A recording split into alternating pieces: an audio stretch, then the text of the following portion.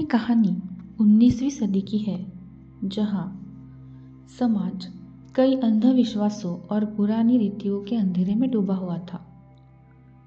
एक दिन एक युवा, ज्ञानी और बहुत संवेदनशील व्यक्ति राम मोहन ने एक भयानक दृश्य देखा। एक विधवा को उसके पति की मृत्यु के बाद जबरदस्ती सती होने के लिए चिता पर बिठाया जा रहा था। महिला के दर्द भरे चीखने की आवाज़ें भीड़ के शोर में दब गई।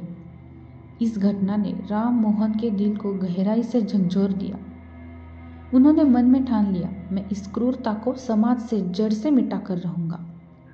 राम मोहन एक साधारण व्यक्ति नहीं थे। उन्हें संस्कृत, अरबी, फारसी और अंग्रेजी का गहन ज्ञान था। उन्होंने अपने ज्ञान को ही अपना हथियार बनाया।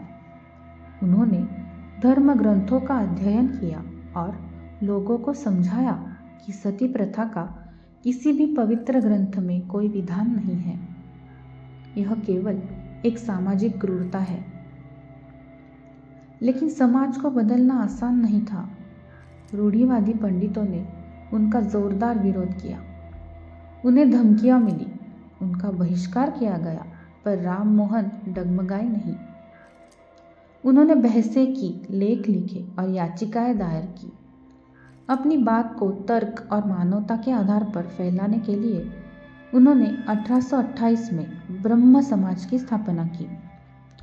यह संस्था लोगों को सिखाती थी कि ईश्वर एक है और हमें कर्मकांडों या मूर्ति पूजा की जगह मानवता की सेवा और बुद्धि का इस्तेमाल करने पर जोर देना चाहिए।